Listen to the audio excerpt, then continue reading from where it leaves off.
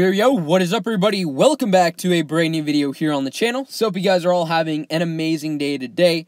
And in this video, I'm going to go over the Legendary Warrior, the half-priced. Again, they are changing the way the seasons work, so we're not really sure if this is going to be needed in order to get one of the mythics, or if mythics are going to be separate, or whatever the case may be. We're not sure, but regardless, we will know that tomorrow, and definitely will be making a video of that. So subscribe, turn notifications on, whatever you would like to do. It would be greatly appreciated.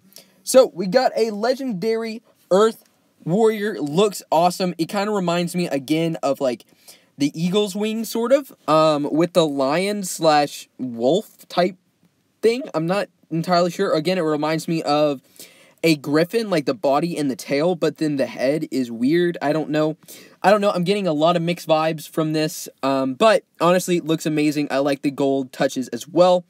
Haku, or Haiku. But yeah, so spell-wise, Purifying Aegis blocks a percentage of incoming damage and restores health, which is actually really nice. Which is basically like, I'm not entirely sure if the health you gain back is based on the incoming damage. Like, for example, what is it? Nocturnal Fisher, or Fisher, I don't know, one of those, on Apathet, for example, where the health you gain, or regain, is based on the amount of damage that is dealt, kind of like Elemental Barrier as well. Again, not really, informed about that yet. I will definitely let you guys know as soon as I do. Rampage, increase attack and rage generation, destroying towers gains health. A short spell, a very long cooldown, and 2 rage. Not the best spell, as we guys saw from UVS, but a nice spell for newer players. Protective Talisman. Dragon briefly becomes immune to damage and raid drain super shots. Now, I am excited about that spell, because, again, I'm not entirely sure if it's going to dodge, for example, Ice Flax. If it does, man, this spell is going to be amazing. Because basically it means that no one's going to be able to touch this dragon. And it says briefly, so I'm not entirely sure if it's going to be a second right, and it will just be used to dodge the initial super shots. But for newer players, for lower levels, man, if it doesn't dodge Ice Flax, it will still be super good. For lower levels, period. I'm more excited about this one than the Mythic, honestly. And I know people are like, oh, it's a warrior. Yeah, screw you guys. Look at UVS, look at Ani. Don't get me wrong, I love Hunters. Man, I love Hunters so much. They are definitely better in most cases, but man, Warriors and Sorcerers can be good. Jorm and Ani taught me that. Cert, I mean, look at that dude, right? You just gotta give them the particular skill sets that negate their biggest weaknesses, and you got Sorcerers and Warriors that can wreck bases that even Hunters struggle on. So, not saying that Haku or Haiku is cert by any means, but I do think that this is going to be a decent warrior. And then you have Shrine Guardian passive. Dragon has increased rage generation, which is always nice.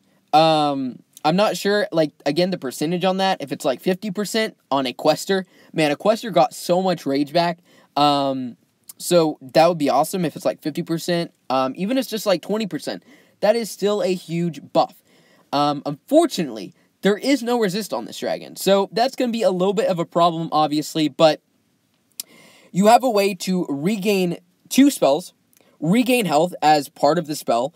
You have 2 spells that basically negate damage, blocks a percentage of incoming damage, and then one is immune, complete immunity.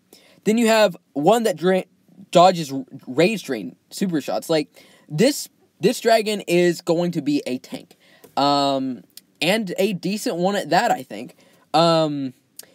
Rampage is unfortunately 2 rage, and it increases attack, which is nice. But the one issue that I see from this guy is obviously he's still a warrior in the end of the day. And he doesn't really have a super good way to increase his rage generation, his damage output. Sure, Rampage does increase his attack. However, it is not a significant percentage, as well as the cooldown is quite lengthy, which is unfortunate. And also it's 2 rage. So if you get hit by even 1 mage shot, you're screwed basically.